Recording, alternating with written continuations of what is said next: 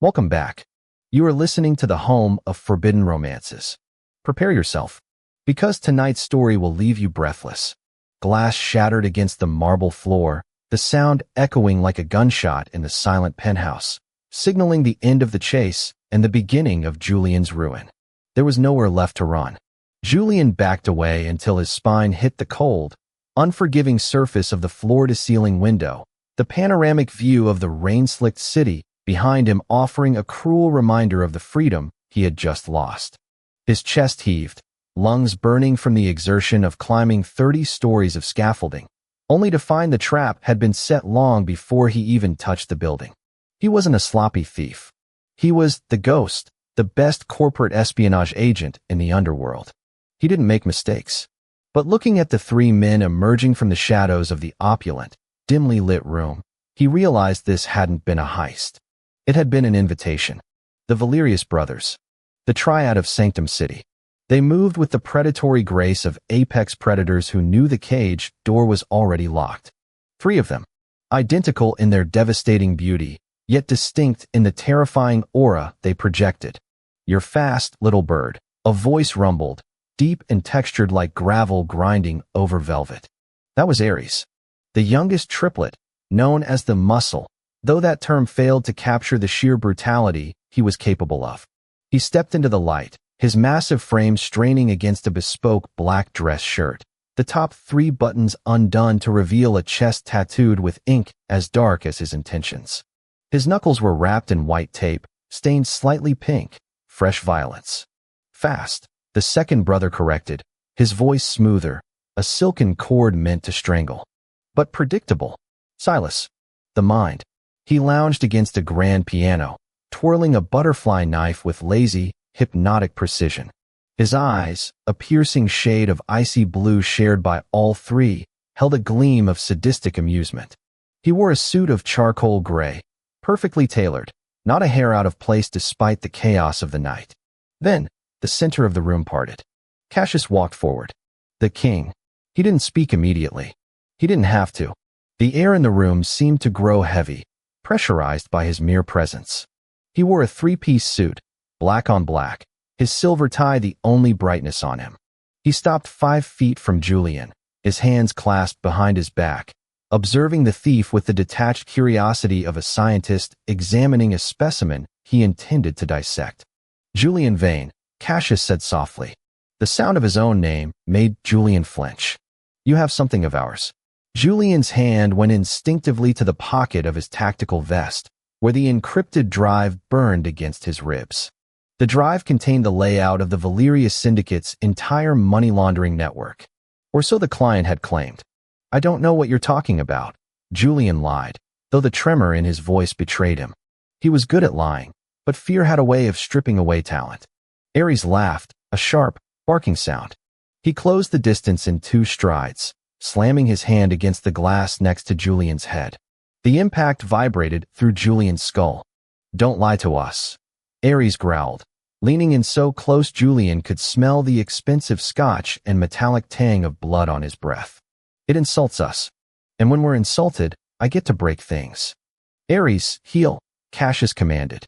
His voice wasn't loud, but the authority was absolute. Ares paused, his jaw tightening, but he stepped back, though his eyes remained fixed on Julian's throat, tracking the frantic pulse beneath the pale skin. "The drive, Julian," Cassius repeated, extending a hand. "Give it to me, and perhaps tonight ends with only a few broken bones." Julian weighed his options. The drop behind him was fatal. The men in front of him were worse. But surrender wasn't in his nature. He had survived the orphanages of the lower sector, the gang wars of his teens, and the cutthroat world of corporate theft by never giving up his leverage. "If I give it to you," Julian managed, straightening his posture, trying to reclaim some shred of dignity, "you kill me. If I keep it, I have leverage. Why would I hand you the gun to shoot me with?" Silas pushed off the piano, pocketing his knife. He walked slowly toward Julian, flanking him on the left, while Ares took the right. They were corralling him. "Leverage?" Silas chuckled darkly. "Oh, darling. You think that drive is leverage? It has your accounts, your routes, your names," Julian spat back. Cassius tilted his head. "Does it?" A cold knot of dread formed in Julian's stomach. He slowly reached into his pocket and pulled out the small, silver USB drive. "Plug it in," Cassius said, gesturing to a laptop sitting on a glass coffee table. "See for yourself." Julian hesitated. This felt wrong. Why would they let him check? But curiosity and the desperate need to know if he was going to die for nothing drove him forward. The brothers parted, allowing him to walk to the table. He plugged the drive in. His fingers flew across the keys, bypassing the encryption he had spent weeks cracking. The folder opened. It was empty. No, not empty. There was a single file. A video file. Julian clicked it. The screen flickered to life. It was footage from a security camera. Granular, black and white. It showed a small, cramped apartment. Julian's apartment. The timestamp was from 3 months ago. In the video, Julian was sleeping. The camera angle shifted, zooming in on his face. Then, a hand entered the frame. A gloved hand. It brushed a lock of hair from Julian's forehead. Julian slept on, unaware that death had been hovering inches from his face. The video ended. Julian stared at the black screen, his blood turning to ice. They had been in his home. While he slept. Months ago. "We didn't hire you to steal our network, Julian," Silas whispered, his voice right at Julian's ear now. Julian hadn't heard him move. "We hired you to steal yourself." Julian spun around, backing into the table. "What?" "We were bored," Ares said, circling the couch like a tiger. "Business is booming. Enemies are dead. Life gets stagnant at the top. We needed a challenge. A hunt. We saw you at the gala in erratic November," Cassius explained, pouring himself a drink from a crystal decanter. "You lifted a diamond necklace from the mayor's wife without her pulse even jumping. It was art. But a thief is just a thief," Silas added. "We needed to know if you were resilient. If you could survive the pressure. So, we created a job. An impossible job. Breaking into the Valerius Spire. And you did it," Cassius said, turning to face him, raising his glass in a mock toast. "You bypassed the biometric scanners. You ghosted past the guards. You made it to the server room. Impressive. This was a game?" Julian's voice shook with rage. "I risked my life for a game." "Life is a game, little bird." Ares grinned, finally pouncing. This time, there was no command to stop him. Ares grabbed Julian by the lapels of his tactical vest and threw him onto the plush leather sofa. The air left Julian's lungs in a rush. Before he could scramble up, Ares was over him, straddling his hips, pinning his wrists above his head with one massive hand. "Get off me," Julian snarled, bucking his hips, trying to dislodge the heavier man. "Feisty," Ares noted, his eyes darkening with lust. "I like them feisty. Makes breaking them in so much sweeter." "Enough, Ares," Cassius said calmly. "Let him breathe." Ares grumbled but loosened his grip slightly, though he didn't move from his position atop Julian. Cassius walked over and sat on the coffee table, leaning forward so his face was level with Julian's. Silas perched on the armrest of the sofa, his fingers tracing the line of Julian's jaw. "Here is the reality of your situation, Julian," Cassius said, his voice dropping to a serious, businesslike tone that was somehow more terrifying than Ares' aggression. "You know our faces. You know the layout of this penthouse. You know we watched you sleep. So you have to kill me," Julian concluded, staring defiantly into the alpha's eyes. "Kill you?" Silas laughed softly. "Such a waste of potential. Beauty and competence are a rare combination." "We don't want to kill you," Cassius corrected. "We want to keep you." The words hung in the air, heavy and suffocating. "I'm not a pet," Julian spat. "Not a pet," Cassius agreed. "An asset. A partner, perhaps, in time. But for now, a possession." "You have a debt to pay," Silas murmured, his thumb pressing against Julian's lower lip. "You broke into our home. You violated our sanctity. By the laws of the underworld, your life is forfeit. We are simply claiming what is owed." "I'd rather die," Julian hissed. "Would you?" Cassius asked. He reached out, his hand wrapping around Julian's throat. He didn't squeeze, but the threat was there. The weight of his hand was a promise of control. "Would you really prefer the cold void of death over a life of luxury? Protection? Power? You call this power?" Julian challenged, struggling against Ares' weight.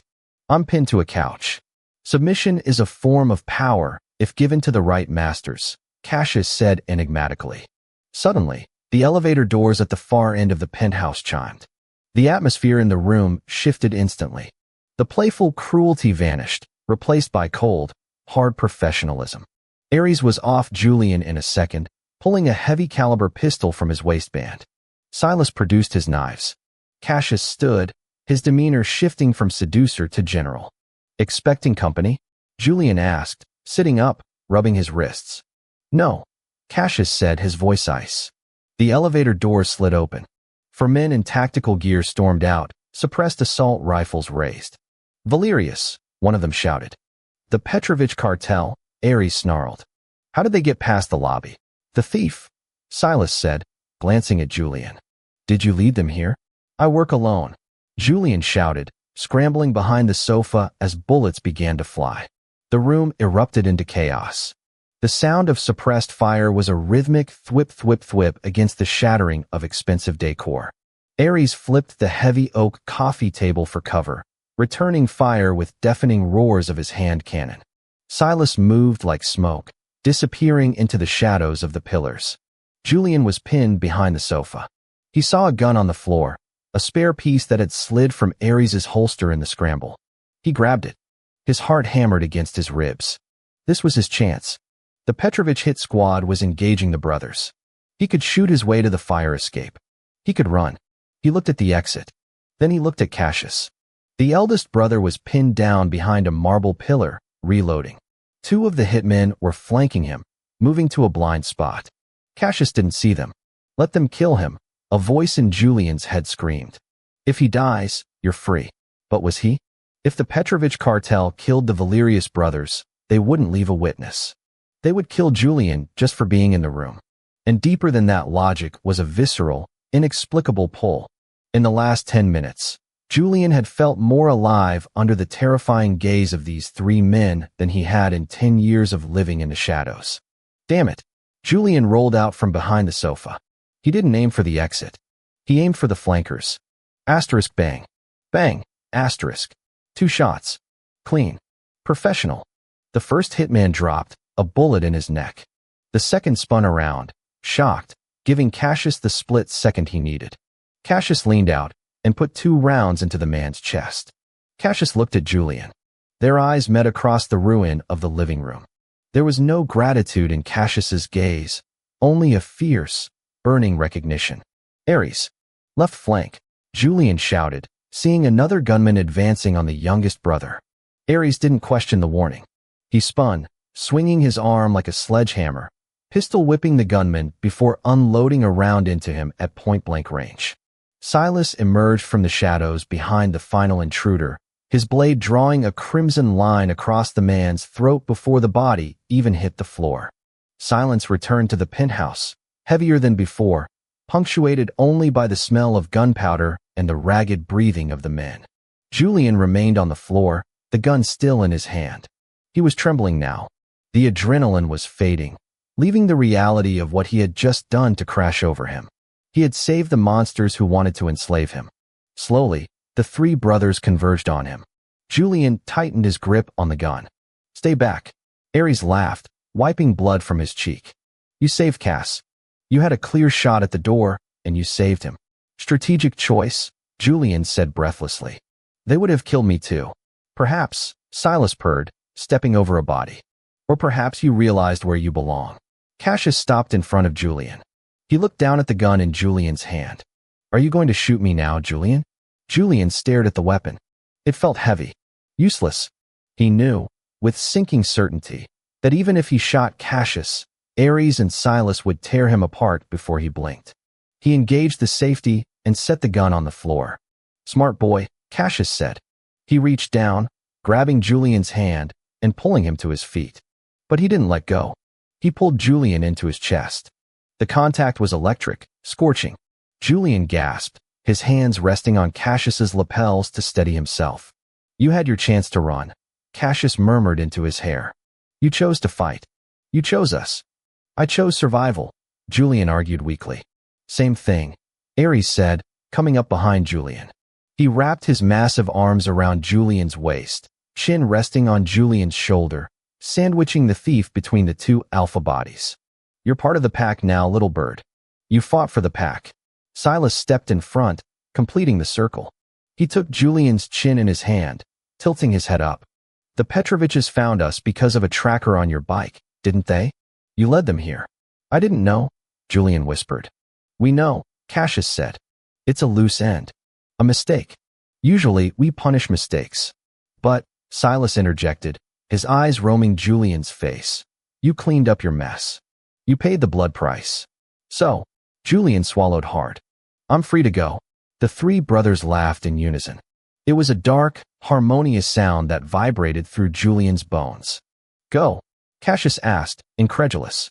Julian, the moment you fired that gun, you declared war on the Petrovich cartel. You are a marked man. Outside these walls, you are dead within the hour. Julian's knees went weak. They were right. You have nowhere to go, Ares whispered against his neck, nipping at the sensitive skin there. Except here. With us. We will protect you, Silas promised, his voice hypnotic. We will give you the world. We will burn this city down for you if we must. But in exchange, Cassius said, his grip on Julian tightening, possessive and absolute. You belong to us. No more running. No more hiding. You are ours. Body, soul, and mind. Julian looked at them. The violence in Ares, the manipulation in Silas, the dominion in Cassius. They were monsters. They were tyrants. And God help him, he didn't want to run anymore. The chase was exhausting. The loneliness of the shadows was cold. Here, surrounded by their heat, surrounded by their lethal power, he felt something he hadn't felt in years. Safe. Run all you want, Cassius whispered, echoing the title of the game they had played. But the game is over. Julian let out a shaky breath, his resistance crumbling like the glass on the floor. He leaned back against Ares, looked up at Cassius, and nodded slowly. Game over, Julian whispered. Cassius smiled, a genuine, terrifying smile of victory. He leaned down, capturing Julian's lips in a kiss that tasted of iron, rain, and an irrevocable promise. It wasn't gentle. It was a branding. It was a seal on a contract signed in gunpowder and blood. And as the kiss deepened, and 6 hands roamed over him, claiming every inch of him, Julian Vane knew he hadn't just been captured. He had finally come home.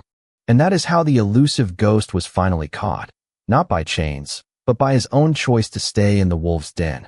If you enjoyed seeing the Valerius brothers take absolute control, destroy that like button. And tell me in the comments, would you trade your freedom for the ultimate protection of 3 dangerous men, or would you risk death to stay free? I'll be reading your answers. Subscribe for the next chapter. Until then, prompt image. Prompt, masterpiece, best quality, high-res, 1.2. Korean manhwa style, semi-realistic, digital art, for men, BL, yaoi, man 1. Julian, center, messy dark hair, wearing tactical vest and cargo pants, kneeling on floor, looking up with flushed face, expression of surrender. Man 2. Cassius, standing in front, wearing black suit, silver tie, hand under Julian's chin, dominant gaze, silver hair. Man 3. Ares, large muscular build, behind Julian, arms wrapped around Julian's waist, tattoos. Visible on neck, black shirt unbuttoned, smirk. Man 4. Silas, side profile, leaning in, holding a butterfly knife, blue eyes, sharp jawline. Background is shattered luxury penthouse, rain against floor-to-ceiling windows, broken glass on floor, dark moody lighting, cinematic composition, intense atmosphere.